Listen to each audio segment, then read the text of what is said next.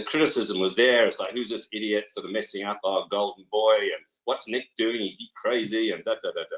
There's going to be something at the end of the tunnel here. There's no question about it. Okay, people talk about how I helped Nick's career, but ultimately, boy, he really helped my career. I am James, and this is Golf Releved. David Leadbetter is one of the greatest golf coaches who ever lived. The record speaks for itself. 6 major championships with Nick Faldo, a world #1 ranking for Lydia Ko. Dozens of tour wins across 5 decades. The man did not just teach golf. He rewired some of the most gifted swings on the planet. But there is something spreading all over the internet right now that tells a very different story. It is that phrase, I hated him. And when you look at what really happened between Leadbetter and his most famous players, things get very interesting very fast. Now, before we get into it, if you enjoy these deep dives into golf history, hit the hype feature and give this video some hype. It helps the channel grow, and this one takes some real turns. So here is where the story actually starts. If you search the phrase David Leadbetter names 5 golfers he hated, you'll find a mountain of videos and posts about it. And on the surface, it sounds absolutely juicy. It sounds like Leadbetter sat down somewhere and named the players he could not stand. But that is not what happened. That is not even close to what happened. That phrase is a product of the internet's content machine. Automated channels use templates, like so-and-so reveals the 5 golfers he hated the most, and swap in famous golf names to grab search traffic. Leadbetter never published a hate list. He never made a ranking of players he despised. The phrase itself is a piece of digital fiction built to get clicks. But here is the twist. The fact that his name keeps ending up in those searches is not an accident, because the real history of David Leadbetter is full of messy public breakups, cold dismissal, comments about players, and a pattern of pointing the finger in every direction except at his own methods. The internet latched onto the hate angle because there was enough real friction to make it very believable. Golf forums had a name for what his methods did to some players. They called it lead poisoning. Others called it lead death. The idea was that Leadbetter's highly technical approach replaced natural feel with a head full of mechanical thoughts. For some players, those thoughts became a prison they could not escape from out on the course. 5 stories stand out above the rest. 5 relationships that each ended with controversy, conflict, and Leadbetter's name in the headlines for the wrong reasons. We are going to go through all 5. We are starting at the bottom of the list and working our way up to the story that shocked the entire sport. Number 5, Ian Baker-Finch. This one shows you what kind of coach David Leadbetter can be when things go badly wrong, not a sympathetic one. Ian Baker-Finch had been one of the brightest talents in professional golf. He had the swing, the game, and the tournament record to prove it. Climbed as high as world number 10. For a player with his gifts, the future looked genuinely bright. Then his game started falling apart, and as his form declined, his ranking followed. He eventually slipped all the way to world number 993. From the top 10 to number 993. That is one of the most dramatic collapses in the history of professional golf. Leadbetter worked with Baker-Finch during this period, and after the collapse became impossible to ignore, he delivered one of the most cutting assessments of a former student you will ever hear in sport. He said, and this is his own quote, "To win these days, you've got to have a bit of bastard in you." That was the problem. Ian Baker-Finch did not have the slightest traces of that. Let that sit for a moment. A coach publicly telling the whole world that his former student lacked the inner character to compete. Not a private reflection, not a careful measured comment, a full public statement made after the man's career had already fallen completely apart. The timing made it worse. Baker-Finch had stepped away from the professional game, his confidence gone. Making a public statement about his character after that collapse was Leadbetter's choice. Leadbetter also acknowledged that Baker-Finch had the perfect game for winning majors before the swing changes were made. He said that chasing extra length, the thing that ultimately did him. But even with that admission buried in there,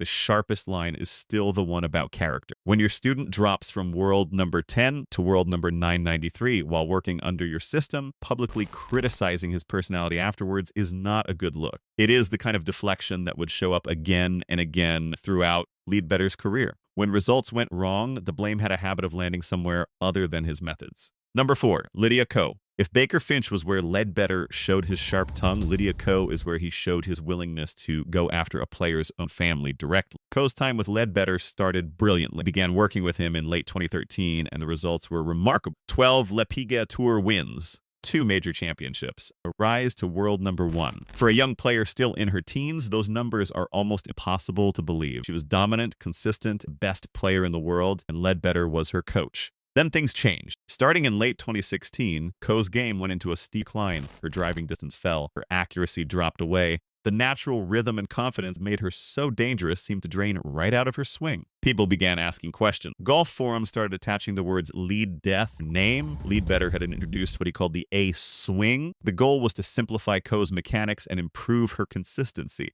But the results moved in the wrong direction and the decline kept coming. Ko made the decision to leave Leadbetter, and instead of taking any responsibility for the technical changes he introduced, Leadbetter went straight to the media and aimed his criticism directly at her parents. He called their interference a case of, in his own words, unbelievable ignorance. He described Ko's father as a man who was not an accomplished golfer who had heard swing rumors and decided to get involved. He accused her parents of controlling every part of her life, from her bedtime to her diet to her practice schedule. He told them publicly to let her leave the nest. Ko responded with quiet dignity. She came out and said clearly that the decision to leave Leadbetter was hers, not her parents'. Hers alone. That response said more than any press release could. A player who had climbed to the top of the world under this coach felt she had to publicly defend her own family after he attacked them in the press. Pattern was becoming harder to ignore. When things went wrong for Leadbetter, he found someone else to blame. Number 3, Michelle Wie. The story of Michelle Wie and David Leadbetter is the one that really put the overcoaching debate on the map in men's golf. When Leadbetter started working with Wie in 2004, she was 13 years old, already extraordinary. The natural power in her swing was stunning for someone her age. She had length, athleticism, and a game people compared to the very best in the world. She was not just a prospect. She was a genuine fan. Their partnership ran for years and became one of the most debated coaching relationships in the sport. Critics started pointing out that the swing we showed under Leadbetter looked nothing like the swing she had arrived with. The argument was that he had shortened it, flattened it,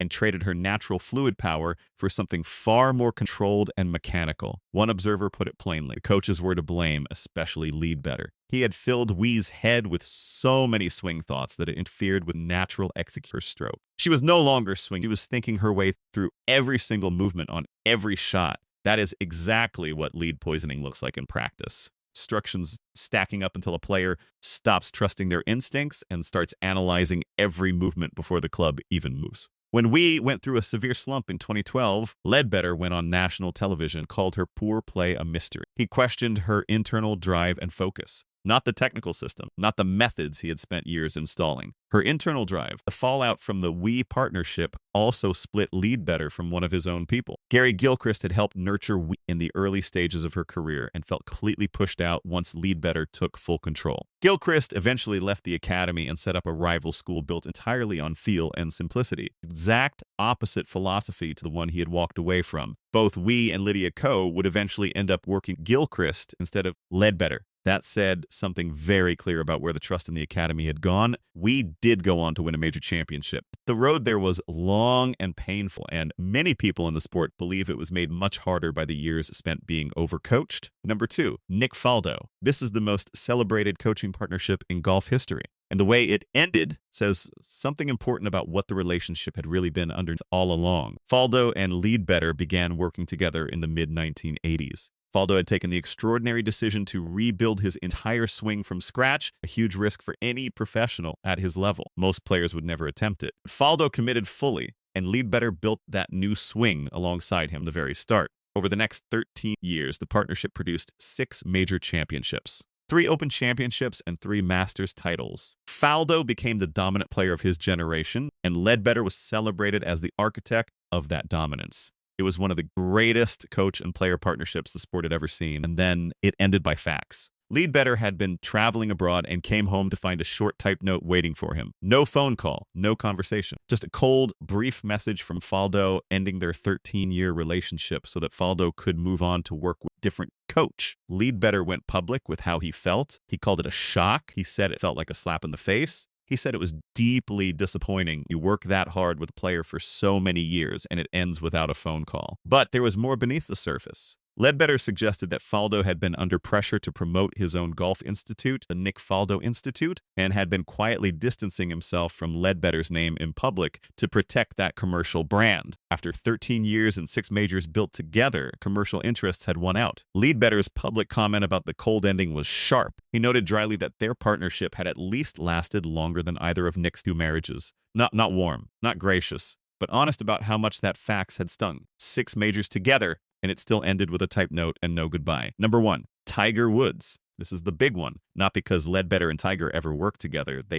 never did. But because of one moment in 1997 that stands as one of the most famously wrong predictions in the history of sports coaching. In February 1997, Leadbetter gave a public assessment of Tiger Woods. Tiger was young, brilliant, and already changing the sport in ways nobody had seen before. Leadbetter had a very firm view of where his game was heading. He said, in his own words, right now, Tiger is a one-dimensional player who swings full on practically every shot. Another thing that will prevent Tiger from winning a major is pressure. He has to pay his dues. One-dimensional, cannot win a major, has to pay his dues. 2 months later, Tiger Woods won the Masters by 12 strokes, one of the most dominant major performances the game had ever seen. Think about the timeline. Leadbetter had made that prediction in February. Tiger answered it in April. The sport had never seen a bad take buried quite so fast. Golf fans never forgot that quote. Not then and not now. In online forums and comment sections, it keeps surfacing as a shorthand for something bigger. That Leadbetter's obsession with mechanical systems sometimes stopped him from seeing what a player could actually do when they were allowed to just play.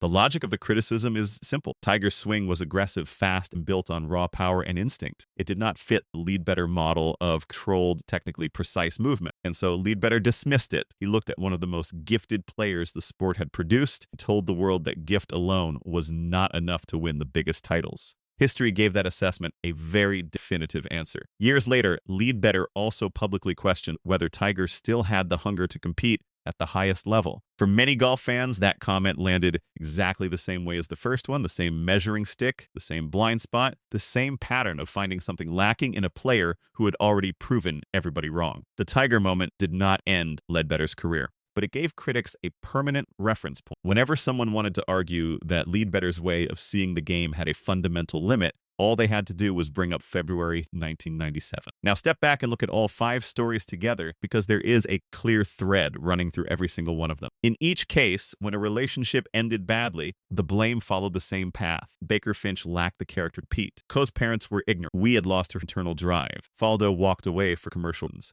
Tiger was too one-dimensional, the big one. In story after story, the fault landed on someone other than the coach standing in the middle of all of it. That pattern is exactly what Golf Channel analyst Brandel Chambly was pointing to when he started a public fight with Leadbetter in 2020. Chambly argued on air that social media and modern coaching fully exposed the old-school technical model. He said coaches like Leadbetter were hurting more PGA Tour players than they were helping, and he was not polite about putting that view out into the world. Leadbetter responded hard. He published an open letter attacking Chambly's credentials directly, saying he had never given a golf lesson of any note in his life and was simply a television commentator taking cheap shots at who actually did the work. He pointed to his own record: 7 world #1 players, 23 major championships across all his students combined. He defended everything loudly and without any apology at all. He also threw in a pointed personal note, revealing that he and his assistant had spent countless hours on the driving range in the late 1980s trying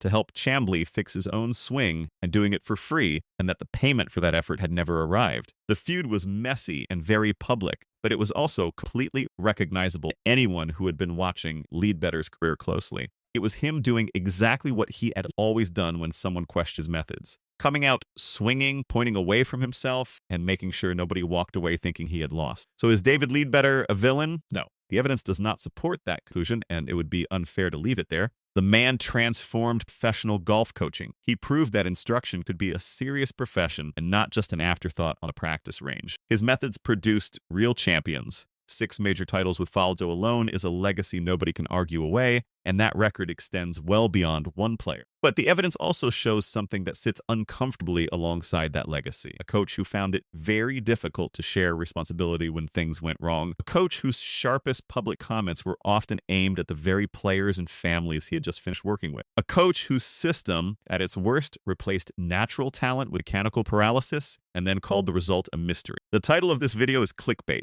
Leadbetter never sat down and named 5 golfers he hated. That story was never real. But the genuine stories behind the headline, the cold facts, the attack on Ko's parents, the we overcoaching debate, the Baker-Finch character quote, and the Tiger Woods prediction that history can be destroyed, those are all very real indeed. The question underneath all of this is really about coaching itself. Is golf better built through detailed mechanical systems or by protecting the natural feel a player already carries with them? That Debate is still happening right now in coaching conversations all over the sport. The greatest coaches in any game share one quality that no text can teach. They know when to add something and when to leave well enough alone. They understand which players need structure and which ones will be buried by it. That judgment, more than any technical method, is what separates a good coach from a truly great one. If you enjoyed this one, subscribe to Golf Relived and never miss another story like this. Drop a comment below and tell us which of these 5 situations surprised you the most. We read every single one. Thanks for watching.